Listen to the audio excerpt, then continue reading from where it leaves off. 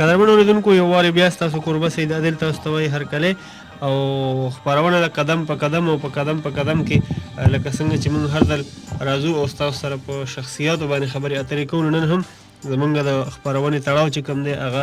مولانا عبدالقادر صاحب دی، په هغې باندې ستاسو سره خبرې اترې ښاغلی نورالامین یوسفزی صاحب کوي. ښاغلی نورالامین یوسفزی صاحب زموږ سره ناست دی.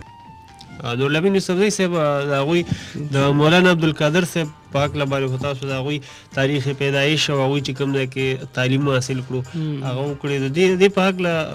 نور د هغوی شاګردان یا نور پوهان د دې په هکله باندې څه ویل غواړي، هغوی څه وایي؟ نو د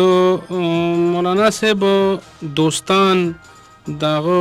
شاګردان، بلکې دا عجیبه خبره ده چې د هغه لکه څنګه چې د میرزا غالب دوستان د هغه شاګردان ومو شاګردان ومو دوستانو، دقه شان د مولانا صاحب زیاتر دوستان چې کوم دي نو هغه د شاګردان دي. او د مولانا صاحب ډېر د دوستانو چې کومې رایې دي نو د هغې له راځو، خو دا خبره کوو د شخصیت هغه د شخصیت په حواله باندې چې داسې لوی خلک چې کوم دي چې هغه تاریخ ساز کردار ادا کړي او تاریخي شخصیتونه په هر میدان کې نو دا کله کله پیدا کیږي. او رحمان بابا ډېر ښه شعر ویلی دی چې جودانه قدر یو لال پکې پیدا کا، نور جهان واړه د تورو کاڼو غر دی. نو دا هم هغه جودانه قدر یو لال دی چې مونږ پې نن خبره کوو. او دا په کوم دور کې په کومه زمانه کې، یعنی د پیرنګي په زمانه کې، د پیرنګي په دور کې بیا د هغې نه لږ وخت پس هم نو د چې کوم رول ادا کړی دی د خپلې مورنۍ ژبې دپاره، د دې د ودې دپاره، د دې قام د ایجوکیټ کولو دپاره، د خپل کلچر، د خپل کلتور، د خپل دود دستور او د هغې د خپل چې کوم اتلان دي په دې باندې راځو به بیا خبره کوو. زه کوم چې دا سړی چې کوم دی نو دا په خپل ذات کې یو انجمن او یو اداره وه او دا هسې څه مبالغه نه ده بلکې دا حقیقت دی. دا دغه خبره وکړه چې د دوستان یا د شاګردان نو د یو ډېر نږدې هم اثر ډاکټر خیال بخاري چې وروستو بیا د پښتو اکیډمۍ ډایرکټر شوی مو د دې نه پس نو دی لیکي چې د یوسفزو خاورې ډېر لوی لوی بچي پیدا کړي دي، ډېر لوی لوی فرزندان پیدا کړي دي او په هغه ټولو باندې خبره کول وایي پکار دي. هغه تاریخي خلکو د تاریخي اهمیت وړو، خو دا صاحبزاده عبدالقیوم خان او مولانا عبدالقادر خو زموږ د سترګو وړاندې وو که نه، دی وایي خیال بخاري صاحب وایي چې په خپله ډېر لوی انټلیکچوال و. نو د ده باره کې دی مخکې وایي چې مولانا صاحب یو ډېر همګیر شخصیت لرل، بلکې تر دې حده پورې ځي چې دی هم وایي چې دی په رښتیا خبره وایي دا چې په خپل ذات کې یو اداره وه او د چا افسر نو د چا دوستو، د چا استازو، د چا کلاس پیلو سبقیو، په هر حواله باندې وي که ته وګورې نو دی یو رهنما حیثیت لره هر چا دپاره. او دی دا وایي چې لکه که د چا به سره لږه هم اشنایي وه نو د هغه به هغه مینه ورکوله، هغه به ورله چې دی نو ډېر نږدې. او بل دا دی چې هغه به د دې رشتو ډېر زیات خیال هم ساته، د تعلقونو، د دوستانو او ټولو خلکو سره به هغه هم مینه کوله او ټولو دوستانو به هغه سره مینه کوله. او بله دا خبره ده چې هر سړی که هغه به د هغه مخالف هم نو د هغه رویه دومره کلچر و، دومره خوږ ژبې او دومره زیاته مینه وه پکې چې هغه به په مینه کولو باندې مجبور کړه. که چا به ترې نفرت کوه که نه نو هغه به د هغه نفرت پې هیر شو په داسې انداز د هغه د ژوند چې کوم انداز و دا د هغه یو هم اثر یو سړی یو خبره کوي او د ټولو رشتو به هم خیال ساته او د تعلقونو. او دا خبره هغه کوي چې زه او مولانا عبدالقادر نومې مضمون دی چې په پښتو د اکتوبر نومبر 1915 چې کومه غاڼه ده پای کې دا مضمون چاپ شوی دی، د هغې نه دا ټوټه ما تاسو ته وایي. نو د هغه چې کوم څومره دوستان دي چې کوم ما کتلي دي په مولانا عبدالقادر نمبر چې کوم دی د پښتو اکیډمۍ چې هغه باندې ایسته دی نو هغه کې چې څومره دوستان دي د هغه شاګردان دي د هغې ټول په دې خبره متفق دي چې یو هغه ډېر زیات اصولي سړی و، یو ډېر باوقاره سړی و، بل ډیر مشفق او مهربانه سړی. اکثر چې اصولي خلک وي نو دوی سختګیر وي، نه هغه به تا باندې خپل خبره منله خو هغه به در باندې چې کومه صحیح خبره به هغه ته به صحیح ښکارېده خو هغه به په ډېر طریقه باندې او که فرض که اختلاف په پیدا شه او تا به ورسره په سختو الفاظو باندې اختلاف وکړو نو هغه به ډېر په بردبارۍ سره هغه زغمه لکه هغه اختلاف رای. نو د دې سره سره که څه فرض که چېرته به داسې تریخوالی پیدا شه نو هغه به د هغې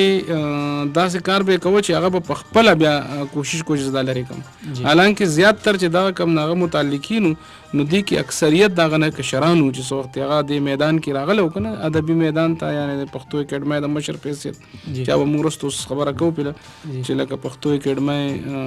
کله دی د دې اراده ایښې ده خو چونکې اوس موږ لا د هغه د شخصیت خبره کوو د هغه په دغه 3-4 خبرې داسې چې د هغه ټول شاګردان او د هغه هم عصر په دې متفق دي. یو دا چې هغه ډېر زیات برداشت والا سړی و، یو دا چې هغه ډېر زیات مفیده مشوره به در کوله چې ته به لاړې لکه کونسلینګ لا یا مشورې لا. درېیمه خبره دا ده چې هغه انتهایي علمي سړی و، لکه داسې نه و چې ګنې سطحي غوندې څه خبرې بلکې لکه زمونږ په شان سطحي علم ورڅخه نه و بلکې مونږ خو داسې ځای په ځای چک چونډی کوو که نه د کتابونو نه هغه باقاعده ډیپ نالج څه ته وایي ډیپ نالج یا ژور علم او هغه به هله پته لګېده چې ته به کله هغه سره تا به خبرې وکړي او چې خصوصا د ژبو په حواله باندې چې دی نو دومره زبردست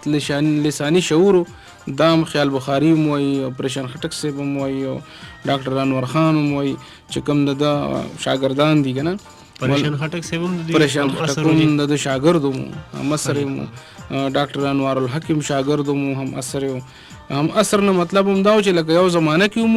او دا د شاګردانو او بل دا چې ټولو ملګرو دا ویلي دي چې د خپلې مورنۍ ژبې سره او د خپل وطن سره ډیره زیاته مینه کوله او د دې دپاره خو بالکل د رڼا مینار وایي لکه دا چې کوم هغوی چې کوم لیکلي کړي دي که نه خو دا وه چې په دې کې هغه لکه به داسې نمود و نمایش پې نه کوه لکه مثلا هغه 2 ځله حج کړو خو هغه به وایي چې ما ته به حاجي صاحب نه وایي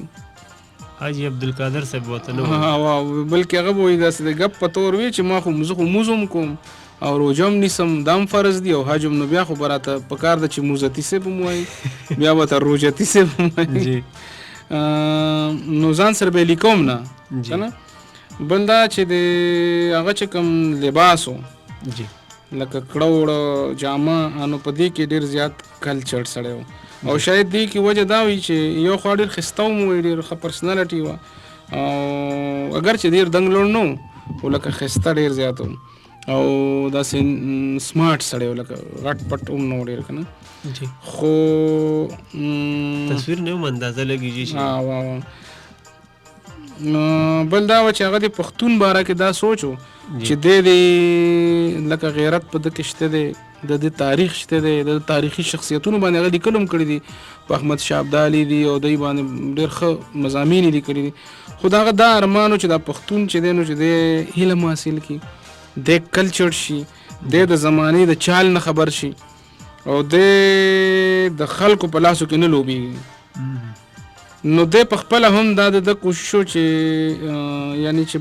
لباس او دغه خو علیګړ هغه اثر پې ومو لکه د هغې کې په لباس کې هغه ومو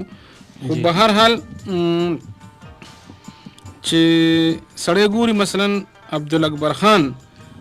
هغه باره کې لیکي نو عبدالاکبر خان چې و دا د باچا خان ملګری و لکه مولانا عبدالقادر خو یو قسم په گرین کیمپ کې ناست و او دی څه وایي دی وایي چې مولانا عبدالقادر نه خو په ظاهره باندې مولانا ښکارېده او نه پښتون لکه دا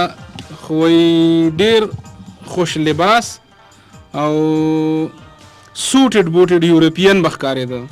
لکه د جامو په لحاظ سره ځکه چې وایي دغه په ځای د ګیرې په ځای چې دی نو یو څو ویښته صرف زنه سره پرنچ کټ چې ورته وایي که نه کله کله به هغه هم وایي روک شو او نه وایي هغه په کوم جومات کې امام و او نه په کوم دیني درسګاه کې مدرس و په انګریزي، عربي او اردو باندې د پښتو نه زیات موټه کلکو. دا ژبې ولا د پښتو نه زیاتې ورتلې، عربي او انګریزي او اردو. اردو سرکاري ملازمت د معاش ذریعه وه.